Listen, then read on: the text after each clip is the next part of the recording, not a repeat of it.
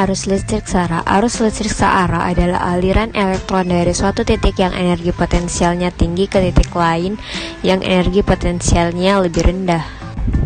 Rangkaian listrik arus searah. Arus listrik yang mengalir hanya ke satu arah disebut arus searah. Arus listrik yang lebih banyak dipakai orang ialah arus bolak-balik. Dan seperti ini contoh dari rangkaian listrik arus searah. 1. Rangkaian hambatan seri dan paralel. Komponen-komponen listrik seperti lampu, radio, TV, setrika, dan sebagainya dapat dirangkai atau disusun seri, paralel, atau gabungan seri dan paralel. Dan ini adalah rumus dari rangkaian seri. Dan ini adalah contoh gambaran dari rangkaian seri.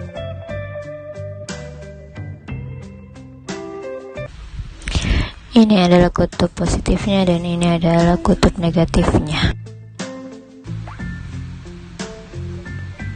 Dan ada volasenya, dan ini ada tegangan, dan ini ada hambatannya, hambatan 1, dan akan muncul hambatan 2, dan akan muncul hambatan 3, dan akan muncul arus 1, dan akan muncul lagi arus 2, dan akan muncul arus 3.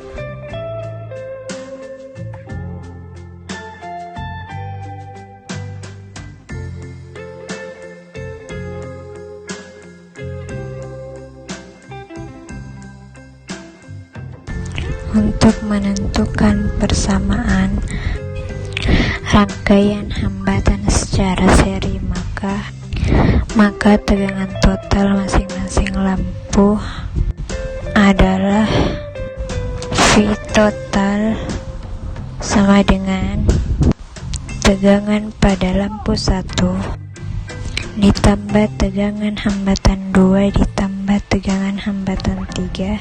Sedangkan arus yang mengalir pada rangkaian seri nilainya sama.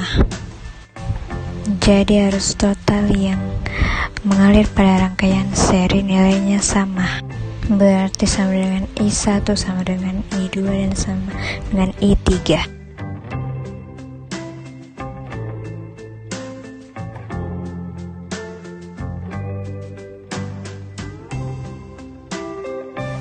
Maka arus yang mengalir pada rangkaian tertutup, maka nilainya sebanding dengan besarnya hambatan.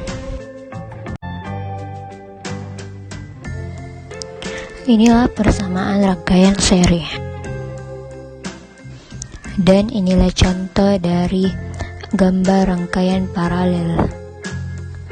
C. Sumber arus searah. Sumber arus searah adalah sumber energi listrik yang dapat menimbulkan arus listrik yang besar arahnya selalu tetap atau yang disebut konstan. Sumber arus searah ini dapat berasal dari hasil proses kimia atau proses lainnya.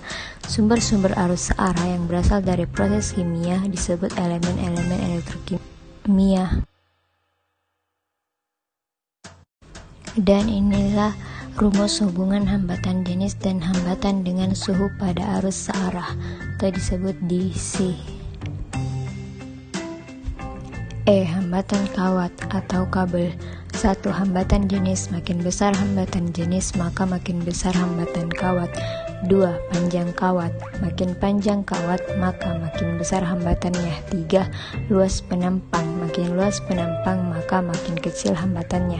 Pada arus DC, Hans Christian Ørsted adalah orang yang mengamati pertama kali adanya medan magnet di sekitar kawat arus listrik.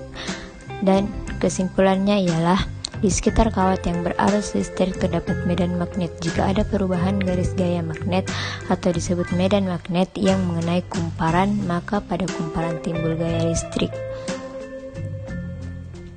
atau disebut GGL.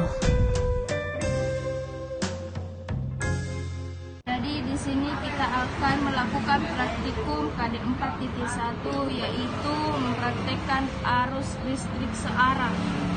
Jadi pertama-tama kita menempelkan kabel putih di sisi negatif dengan menggunakan solder.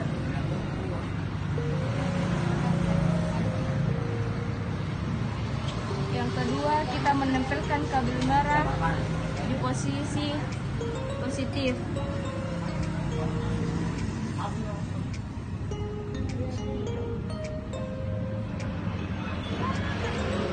Setelah itu kita memasukkan balon 2,5 volt.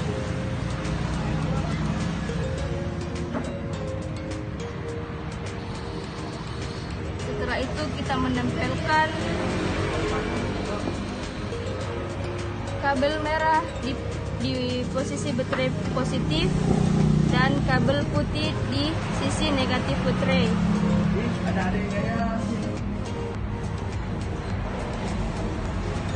Di sini satu baterai dengan 1,5 volt. Kita memakai dua baterai jadi 3 volt.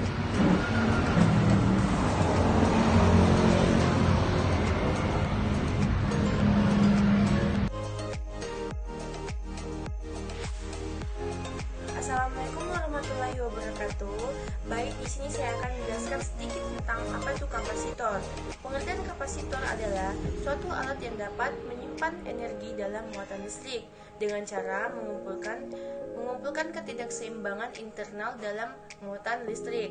Nah, fungsinya juga itu adalah untuk menyimpan tegangan listrik sementara untuk konduktor AC. Adapun fungsi lainnya sebagai isolator atau bisa disebut dengan penghambat arus masuk. Nah, kapasitor juga memiliki manfaat yang pertama, itu adalah sebagai filter rangkaian. Yang kedua, sebagai pembangkit frekuensi dalam rangkaian antena. Yang ketiga, sebagai coupling antara rangkaian satu. Yang keempat, untuk menghemat daya listrik. Yang terakhir, untuk menghilangkan bouncing atau loncatan api. Assalamualaikum warahmatullahi wabarakatuh.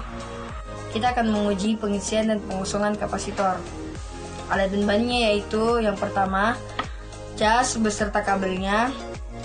Yang kedua, handphone. Dan yang ketiga, power bank. Power bank ini sebagai kapasitor. Pertama-tama, ini kapasitor yang kosong atau belum terisi.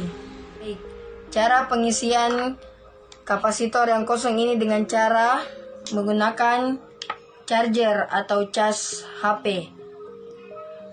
Dengan memasukkan ini ke dalam ini.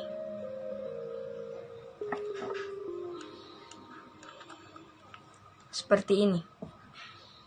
Ya, pertama-tama kita akan mengisi kapasitor yang kosong. Di sini kapasitor akan menyimpan energi atau muatan listriknya. Bentuknya seperti ini. Baiklah, itu tadi cara untuk pengisian kapasitor yang kosong. Selanjutnya kita akan melihat untuk pengosongan kapasitor yang telah terisi. Baiklah, ini cara untuk pengosongan kapasitor. PB sebagai kapasitor dan akan ditancapkan ke HP. Kapasitor tersebut akan mengirim muatan atau energi ke HP agar HP terisi. Power bank ini mengandung arus DC atau arus current yang bersifat bolak-balik. Sekian dari saya, kurang dan lebihnya mohon dimaafkan. Wabillahi taufiq wal hidayah. Wassalamualaikum warahmatullahi wabarakatuh. KD 4.6 mempresentasikan manfaat dan dampak radiasi elektromagnetik pada kehidupan sehari-hari. Elektromagnetik adalah kombinasi medan listrik dan medan magnet yang berosilasi dan merambat lewat ruang dan membawa energi dari satu tempat ke tempat yang lain. Cahaya tampak adalah salah satu bentuk radiasi elektromagnetik. Manfaat gelombang elektronik dalam kehidupan sehari-hari dan ilmu pengetahuan. A. Gelombang radio MV dan HF untuk komunikasi radio. B. Gelombang radio UHF dan VHF untuk komunikasi satelit. C. Gelombang mikro untuk pemanas microwave dan untuk komunikasi radar. D. Sinar tampak membantu penglihatan manusia. E. Sinar ultraviolet untuk proses fotosintesis pada tumbuhan. Sinar X dimanfaatkan di bidang kesehatan kedokteran untuk memotret organ-organ dalam tubuh, jantung, paru-paru, dan lain-lain. Bahaya gelombang elektromagnetik dapat menyebabkan kanker kulit, dapat menyebabkan katarak mata, menghitamkan warna kulit, melemahkan sistem kekebalan tubuh, menyebabkan kemandulan, dan dapat menyebabkan kerusakan sel atau jaringan hidup manusia.